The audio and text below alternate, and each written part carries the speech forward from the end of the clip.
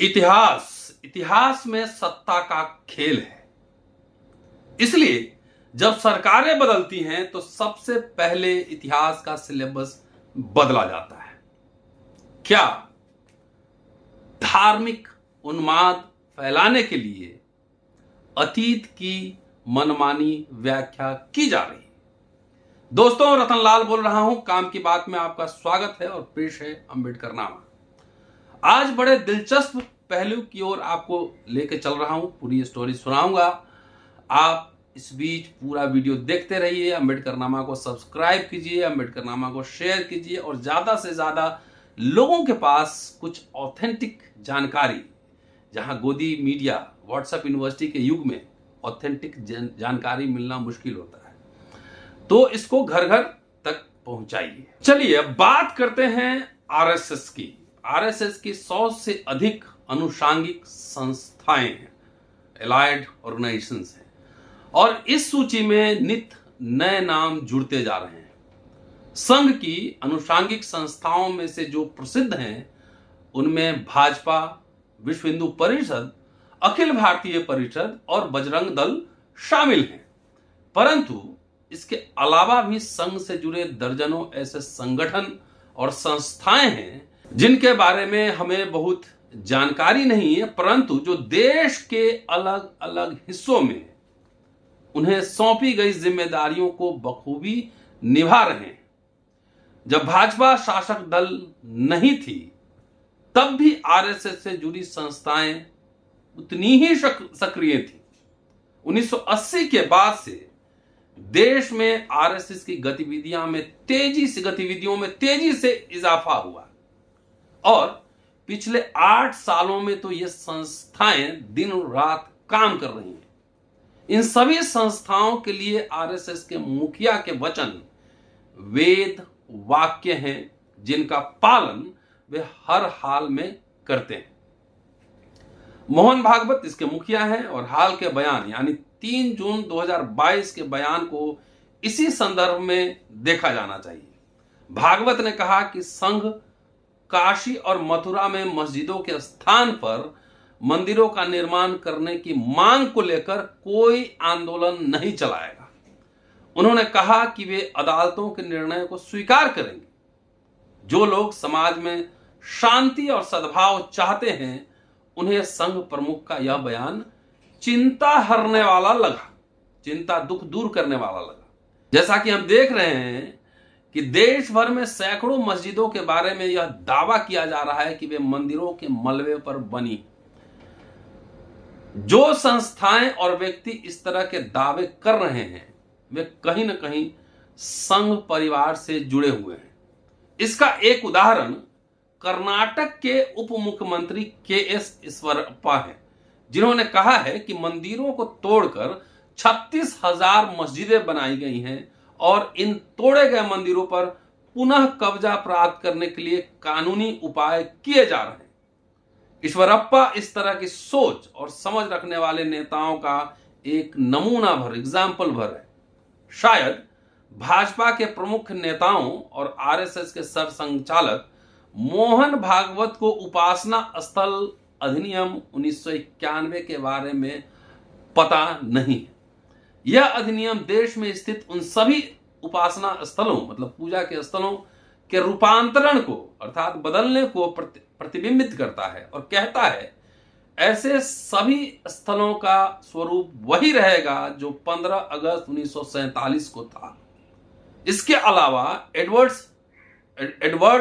Adverse possession प्रतिकूल कब्जे से संबंधित कानून भी है। जिन मस्जिदों की बात की जा रही है वे सैकड़ों साल पुरानी। जाहिर है कि संघ परिवार के लोगों को यह पता तो होगा ही कि जब तक वर्तमान कानून लागू है तब तक कानूनी रूप से किसी उपासना स्थल के स्वरूप और चरित्र को नहीं बदला जा सकता। मोहन भागवत का दावा है कि यह केवल आस्था का मामला है। हिंदुओं का मुसलमानों से कोई बैर नहीं, केवल उन स्थलों पर दावे किए जा रहे हैं जिनमें हिंदुओं की विशेष श्रद्धा है। इस बयान में बहुत दम नहीं। हिंदुओं के सैकड़ों उपासना स्थल हैं, जिनमें केदारनाथ, हरिद्वार, द्वारिका, जगन्नाथपुरी, रामेश्वरम आदि शामिल हैं। अयोध्या, काशी और मथुरा भी पवित्र स्थल हैं, परंतु उन्हें उनकी पवित्रता के लिए नहीं, वरन इसलिए चुना गया है क्योंकि उनका इस्तेमाल विवाद खड़ा करने के लिए किया जा सकता है। यह सोचना गलत होगा कि भागवत या आरएसएस अपनी नीति या लक्ष्य बदल रहे हैं। आरएसएस की विचारधारा कई दशकों से वही है, मुस्लिम अल्पसंख्यकों को निशाना बनाओ और भारत के कोट अनकोट स्वर्णिम अतीत का महिमा मंडन करो। भागवत ने यह भी कहा है कि हमें हजारों मस्जिदों में शिवलिंग ढूंढने का प्रयास नहीं करना चाहिए। क्या यह कहकर वे इस आरोप की पुष्टि नहीं कर रहे हैं कि मुस्लिम राजाओं ने देश में सैकड़ों मंदिरों को तोड़ा है? महत्वपूर्ण सवाल है। रिचर्ड ईटन जैसे अध्येता स्कॉलर हमें बताते हैं कि मुस्लिम शासकों को द्वारा जमींदोज किए गए मंदिरों की संख्या बहुत बढ़ा चढ़ाकर बताई जा रही है। उनके अनुसार हिंदू शासकों ने हिंदू मंदिर भी तोड़े। आरएसएस के मुखिया के इस बयान से इस धारणा की पुष्टि होती है कि भारत में इस्लाम का प्रसार हमलावरों ने किया, लेकिन यह ऐतिहासिक तथ्यों के विपरीत है। हम जानते हैं कि इस्लाम भारत में अरब व्यापारियों के जरिए आया और कई लोगों ने जातिगत दमन से बचने के लिए हिंदू धर्म छोड़कर इस्लाम अपनाया। यहां स्वामी विवेकानंद को स्मरण करना जरूरी है। उन्होंने 2 पत्र लिखे थे, एक खेतरी के पंडित शंकरलाल को 20 सितंबर 1892 और एक विठल दास देसाई को नवंबर 1894 में। उस पत्र में धर्म परिवर्तन के कारणों की व्याख्या करते हुए उन्होंने लिखा था कि धर्म परिवर्तन ईसाइयों और मुसलमानों के अत्याचार के कारण नहीं हुए, वे ऊंची जातियों के अत्याचार के कारण हुए। भागवत के अनुसार अब मुसलमानों के हमलों में सैकड़ों देवस्थान को इसलिए ध्वस्त किया गया ताकि स्वतंत्रता हासिल करने की इच्छा रखने वालों के मनोबल को कुचला जा सके। हिंदू समाज उन पर बहुत जोर देता है, अनकोट। भागवत की मूल सोच यही है और यही सोच एक स्तर से दूसरे स्तर तक जाते हुए अंततः नफरत में बदल जाती है, जिसका वमन नुपुर शर्मा ने टीवी चैनल पर और नवीन जिंदल ने सोशल मीडिया पर किया है। यह सचमुच शर्मनाक है कि भाजपा ने इन दोनों के खिलाफ तब तक कोई कार्रवाई नहीं की जब तक कि खाड़ी देशों ने हमारे राजदूतों को बुलाकर लताड़ नहीं लगाई। कुछ लोगों का मानना है कि भागवत ने जो कुछ कहा है वह संघ की सोच में बदलाव का संकेत है। ऐसा कुछ है क्या? इसमें कोई संदेह नहीं कि संघ प्रमुख के इस बयान से अनुशासित कोट अनकोट आरएसएस कर्ताओं की मंदिर मस्जिद विवादों से संबंधित गतिविधियों पर कम से कम अस्थायी रूप से ब्रेक लगेगा।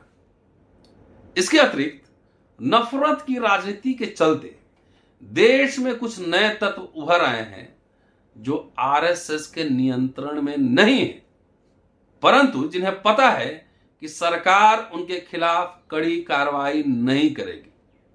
इसका एक उदाहरण धर्म संसदों में दिए जा रहे भाषण है। धर्म संसदें बिना किसी संकोच या डर के नफरत फैला रही हैं। इसी तरह के तत्वों में से एक हैं तेजस्वी सूर्या। हाल ही में ऑस्ट्रेलिया में आयोजित उनके एक कार्यक्रम को स्थानीय लोगों के विरोध के कारण रद्द करना पड़ा। क्या भविष्य में भी विदेशी दबाव नुपुर शर्मा और तेजस्वी सूर्या जैसे लोगों को नियंत्रित करेगा? अगर ऐसा होता है तब भी यह एक अस्थायी नॉन परमानेंट उपाय होगा। सन 2018 लिए चलता हूं, 2018 में विज्ञान भवन में एक प्रोग्राम हुआ था दिल्ली के विज्ञान भवन में भागवत के 3 भाषणों से कुछ लोगों को लगा था कि आरएसएस की दिशा में मूलभूत परिवर्तन आ गया है, लेकिन यह कयास गलत सिद्ध हुआ। जबकि जिन बोतल से बाहर आ गया है, भागवत यह कोशिश कर रहे हैं कि हालात एक सीमा से ज्यादा न बिगड़े, परंतु इसके बाद भी संघ की मूलभूत समझ तो यही है कि विदेशी आक्रांताओं ने हमारे मंदिर गिराए और तलवार की नोक पर लोगों को मुसलमान बनाया। ये उनकी सोच है। हिंदुओं के आराधना स्थलों के ध्वंस की कोई भी तार्किक और तथ्यात्मक विवेचना दुष्प्रचार की सुनामी के सामने ठहर नहीं पाती। हिंदू समाज की आहत भावनाएं कोट अनकोट राजनीति के अखाड़े में महत्वपूर्ण भूमिका अदा करती है। यह तो गनीमत है कि पुष्यमित्र शुंग और उसके जैसे अन्य राजाओं द्वारा बौद्ध विहारों को नष्ट करने की कहानियां इतिहास के पन्नों में ही कैद है, वरना विध्वंस विशेषज्ञों को एक नई परियोजना मिल जाती है। दोस्तों, इतिहास का किस तरह से व्याख्या होता है, इस लेख को आप सुनकर आप समझ गए होंगे। यह लेख प्रोफेसर राम पुनियानी जाने माने एक्टिविस्ट स्कॉलर हैं और बेबाक लिखते पढ़ते बोलते हैं। उन्होंने यह लेख लिखा है, जन चौक पर छपा है, मुझे अच्छा लगा इसलिए मैंने इसको आपसे साझा किया। शुक्रिया। Keep watching, sharing and subscribing Ambedkarnama. आपसे मिलता हूं जल्द अगले एपिसोड में। शुक्रिया। जय हिंद।